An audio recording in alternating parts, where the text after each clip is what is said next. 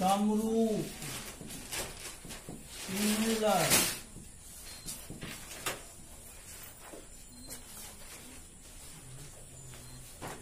तो सर्वांग सम के बारे में आप लोग पढ़े थे 9th में।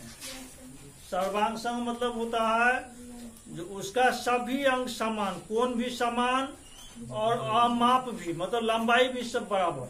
समझे? सर्वांग सम मतलब सब तरह से समान। समरूप का मतलब होता है रूप तो समान होगा लेकिन अमाप जो होगा उसका साइज समान नहीं होगा। जैसा कि मान लेते हैं अगर बच्चे पैदा होते हैं तो लड़का रहता है तो कहता बापे जैसन भेले, अब उतना बड़ा तो नहीं है, मतलब क्या उसके सिमिलर हो गया। यदि बेटी है तो मैये जैसन भेले, मतलब क्या उसके जैसा हो गया, उतना बड़ा तो नहीं है, तो उसको हम लोग समरूप कहेंगे। समझ गए? और सर्वांग सम का मतलब हो गया जो सभी रूप से समान, लंबाई में बराबर, चौड़ाई बराबर, ऊंचाई बराबर, सभी चीजें बराबर होता है तो वो सर्वांग सम होता है। तो सर्वांग सम आप 9th में पढ़े थे, समरूप हम लोग 10th में पढ़ेंगे। तो यहाँ पर देखिए आप लोग समरूप, यदि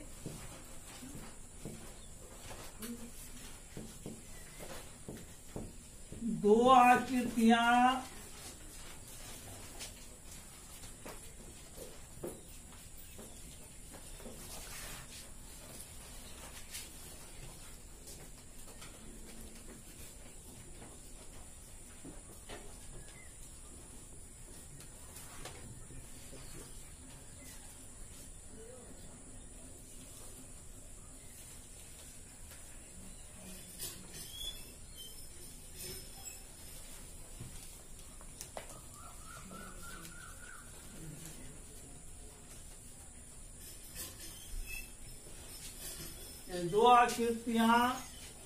दो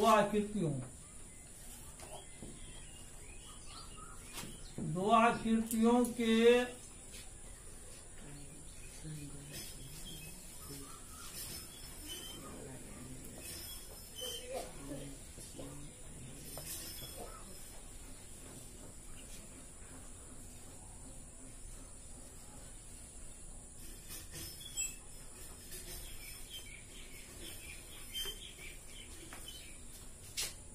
आकार समान हो परंतु साइज मतलब अमाप, साइज समान ना हो तो क्या कहलाता है? समरूप कहलाता है।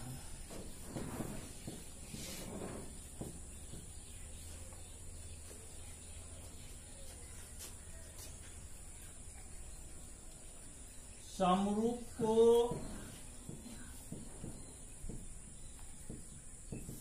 संकेत में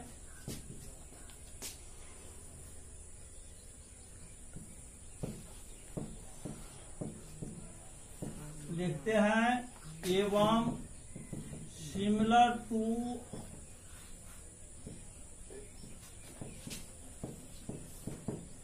पढ़ते हैं।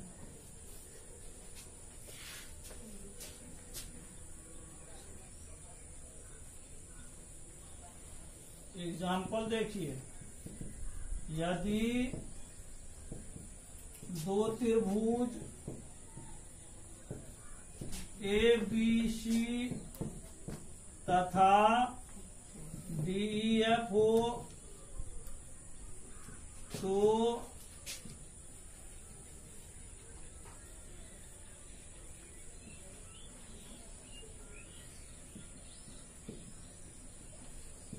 अब यहाँ पर देखिए ये दोनों त्रिभुज बराबर है ना? नहीं है बराबर, तो इसी को हम लोग कहेंगे समरूप। ये हो गया सिमिलर। तो दो त्रिभुज ABC का DEF हो तो त्रिभुज ABC समरूप क्या हो गया? त्रिभुज DEF। यहाँ पर क्या है? कोण बराबर है लेकिन भुजा की लंबाई बराबर नहीं है, मतलब माप जो है साइज, इसका साइज समान नहीं है। समझ गए। आकृति जो है आकृति का आकार समान है, देख लीजिए आकार समान है ना, लेकिन साइज समान नहीं है। जितना बड़ा ये कोण होगा उतना ही बड़ा ये कोण भी होगा, जितना बड़ा ये कोण होगा उतना ही बड़ा ये कोण होगा, जितना बड़ा ये कोण होगा उतना ही बड़ा ये कोण होगा। तो कोण सबका बराबर हो रहा है, मतलब कि आकृति समान है लेकिन साइज समान नहीं है, इसीलिए इसको क्या कहते हैं, समरूप, सिमिलर, यही हो गया। इसी प्रकार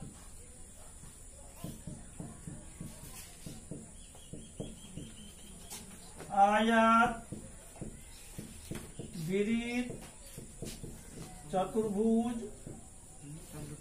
वर्ग इत्यादि भी क्या होता है, इत्यादि भी समरूप होता है।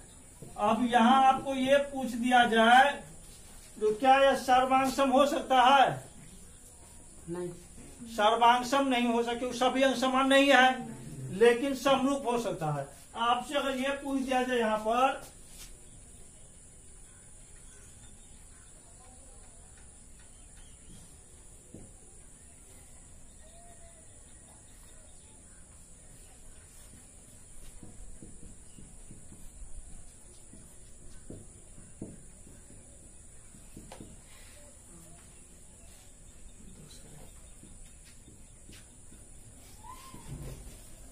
अब ये बताइए सर्वांगसम होगा?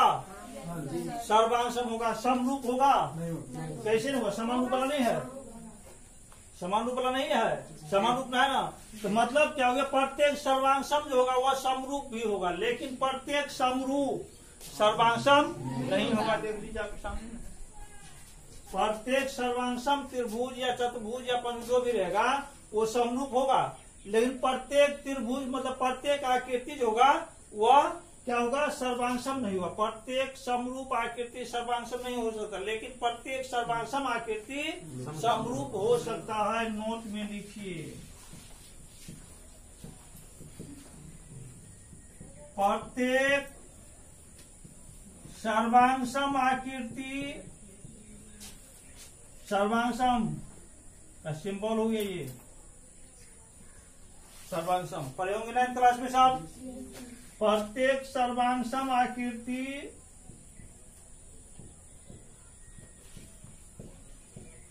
समरूप हो सकता है,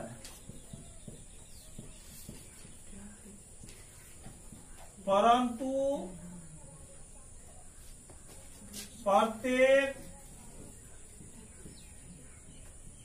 समरूप आकृति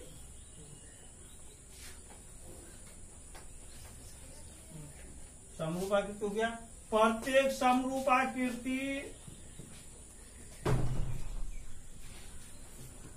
सर्वांगसम नहीं हो सकता है, सर्वांगसम नहीं हो सकता है।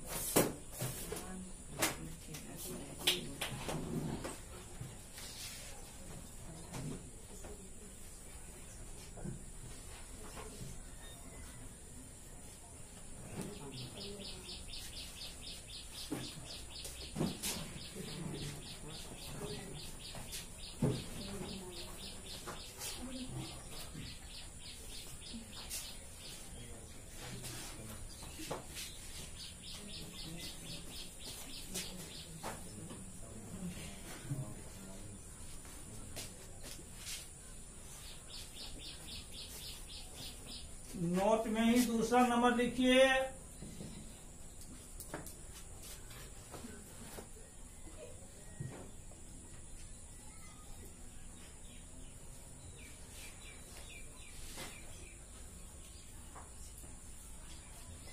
भुजाओं की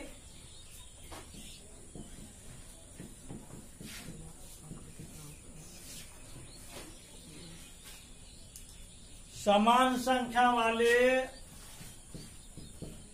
समान संख्या वाले दो बहुभुज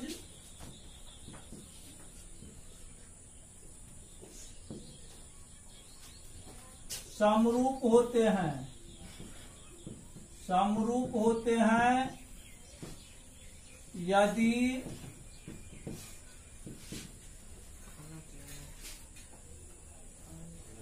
उनके संगत कोण बराबर हो, यदि उनके संगत कोण बराबर हो एवं संगत भुजाएं समानुपाती हो, समानुपाती हो। समानुपाती का मतलब क्या हो गया? समान अनुपात में। जैसा कि यहाँ चित्र दिखाए थे,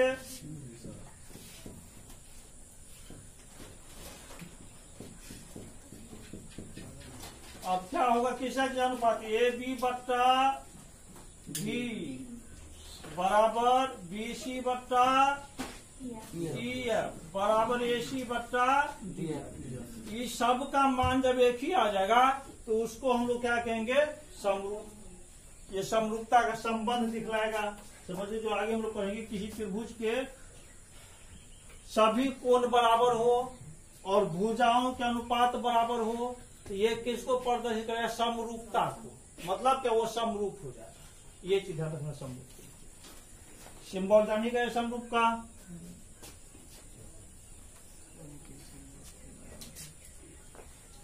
थ्योरम तो हम लोग कल प्रूफ करेंगे, थ्योरम तो आज हम लोग पढ़ेंगे नहीं। पहला थ्योरम इसमें सब मिलाकर कोई 12-14 थ्योरम से पढ़ना है। परमेय जो भी है सब मिलाकर के 12-14। अब देखिए एक्सरसाइज कितना है। फर्स्ट एक्सरसाइज है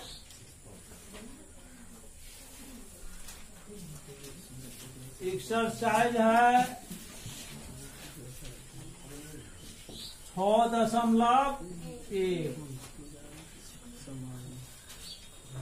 पहला का पहला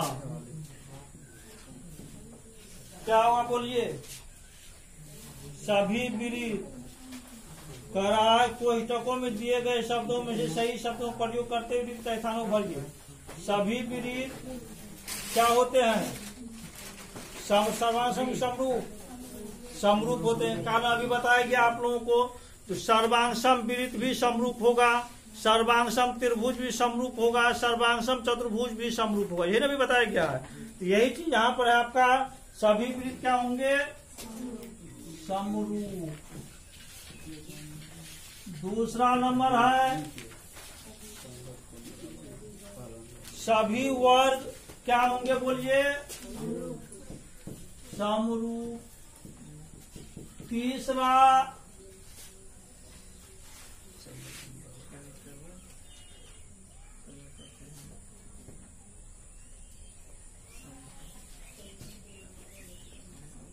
सभी डाइस डाइस त्रिभुज समरूप होते हैं। क्या होगा? बोलिए। एक मिनट।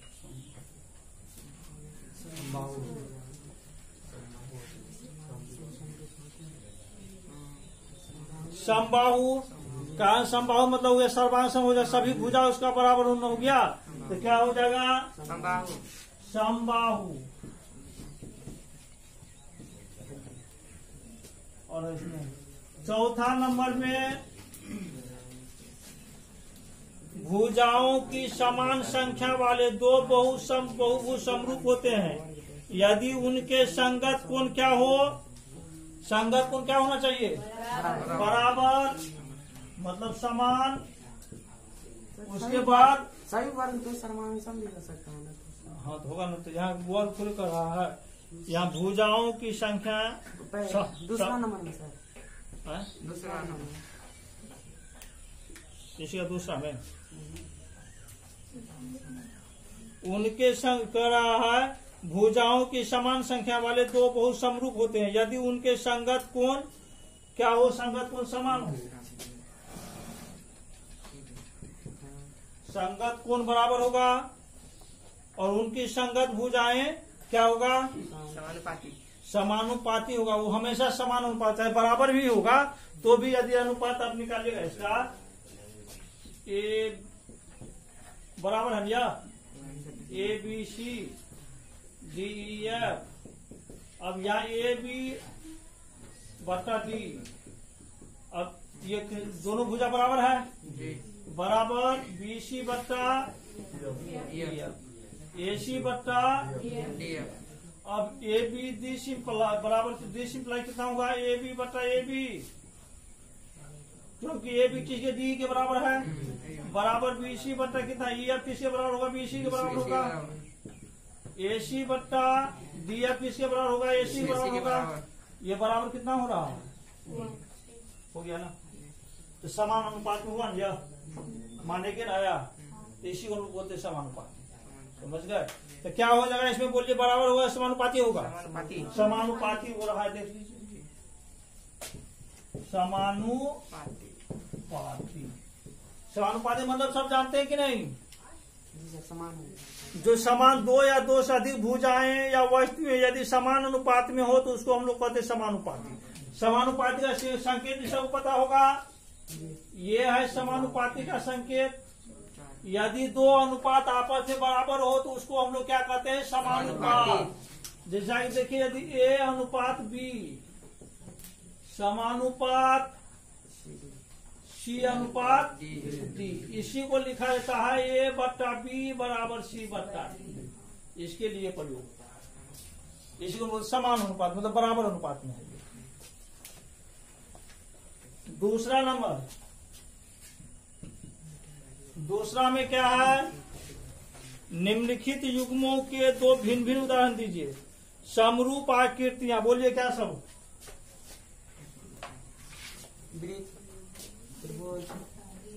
उदाहरण देना है, एकावन उदाहरण नहीं बोले हैं।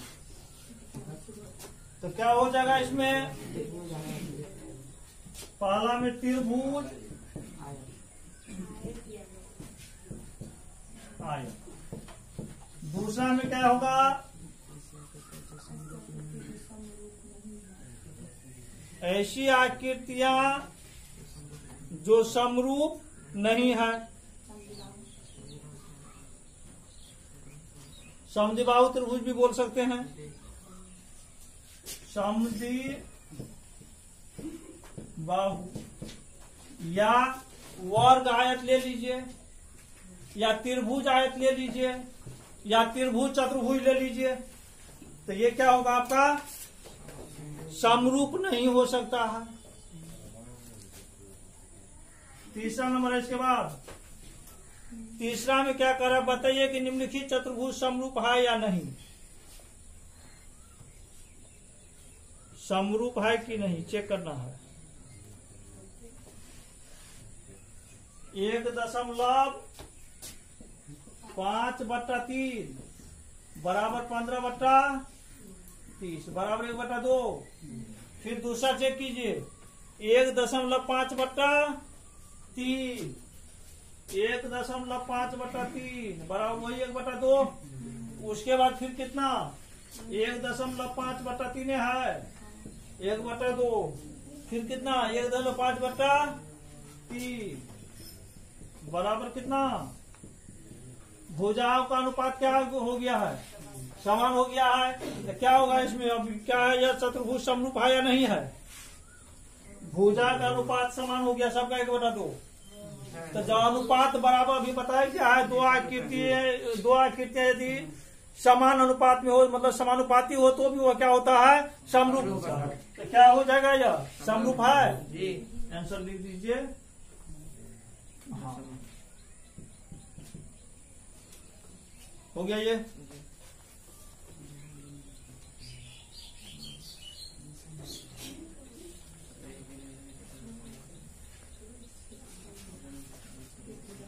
ये चैप्टर आपका समाप्त हुआ।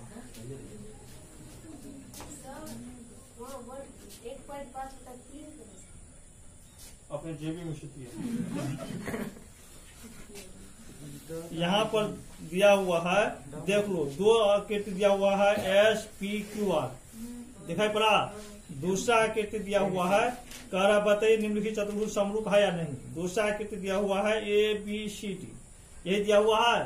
अब इसमें भुजा का अनुपात अभी हम लोग ज्ञात किए हैं, SR बट्टा कितना DC, फिर SP बट्टा DA, फिर PQ बट्टा AB, फिर QR बट्टा BC। और सबका अनुपात निकाले, सबका अनुपात समान आ गया है। तो अनुपात जब सबका समान हो गया, इसको हम लोग कहते हैं समरूप। एक का दूसरा नहीं, सभी वर्ग तो समरूप और समान सम दोनों हो सकते हैं।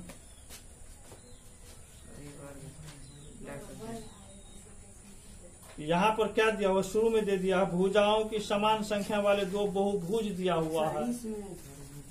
किसमें? इसमें ऊपर में दो नंबर है। निम्नलिखित वो दो भिन्न भिन्न उदाहरण दीजिए।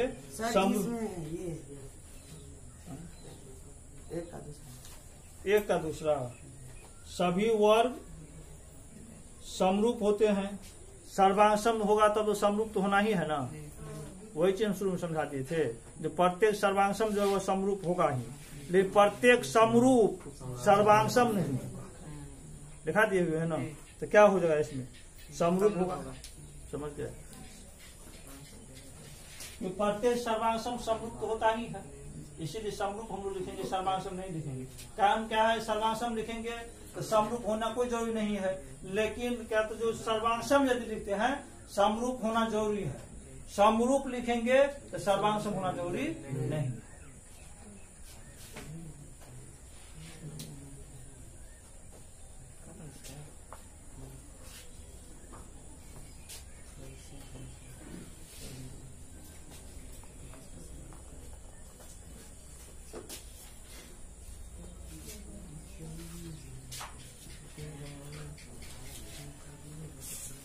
त्रिभुजों की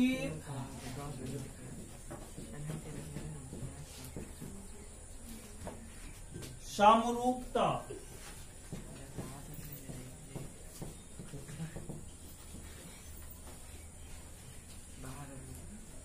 त्रिभुजों की समरूपता के लिए क्या हो जाएगा, दो त्रिभुज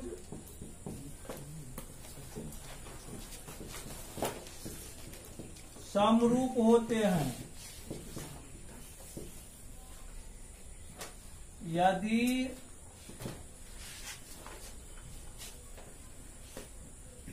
उनके संगत कोण बराबर हो, उनके संगत कोण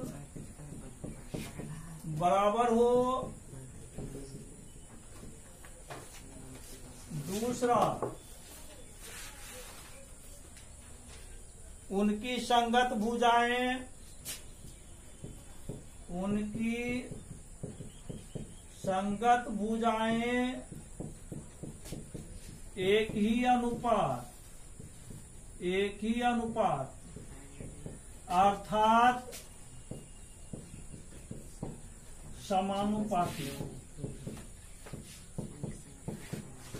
अब यहाँ पर पूछ देगा त्रिभुजों के समरूपता का क्या शर्त है, या दो त्रिभुजों के समरूप होने का शर्त क्या है, ये सब हम लोग आगे प्रूफ भी करेंगे। तो समरूप होने का शर्त यही होगा, उनके संगत कोण बराबर हो जाए और भुजा का अनुपात हमेशा बराबर हो जाए, तो वे त्रिभुज क्या होंगे, समरूप। समझ गए, यही है त्रिभुजों की समरूपता। त्रिभुजों के समरूपता का शर्त जब भी पूछ दे तो उन संगत कोण बराबर होना चाहिए, मतलब क्या, उसे जो भी कोण है वो बराबर हो जाना चाहिए। जैसे ट्रायंगल है ABCDEF, तब यहाँ पर कोण बराबर हो जाएगा, कोण A बराबर कितना, कोण D, कोण B बराबर कितना, कोण C बराबर कितना, कोण F। तो कोण बराबर हो गया, यदि ये 40 डिग्री, ये भी 40 डिग्री, ये 50 डिग्री, ये 50 डिग्री, ये 60 डिग्री, यदि ये 60 डिग्री, कोण बराबर हो गया। अब उसका भुजा का अनुपात हम लोग निकालेंगे। भुजा का अनुपात यदि AB बट्टा DE निकालेंगे, यदि इसका अनुपात 1/2 आता है तो इसका भी अनुपात BC बट्टा EF का भी अनुपात 1/2 ही होना चाहिए, जैसा अभी वो सब बताया गया था। फिर इसका अनुपात निकालेंगे AC और बी एफ का अनुपात निकालेंगे तो या भी क्या होना चाहिए, जो भी एफ जिसके बराबर है वो हमेशा बराबर हो जाना चाहिए, मतलब इसका अनुपात की राशि हमेशा बराबर होना चाहिए। उस स्थिति में जाकर के त्रिभुज समरूप होता है, समझ गए। तो ये चीज ध्यान रखना है इसमें। कल हम लोग थ्योरम करेंगे, पहला थ्योरम हम लोग पढ़ेंगे इस चैप्टर का, उसके बाद फिर चैप्टर हम लोग पढ़ेंगे 1 4।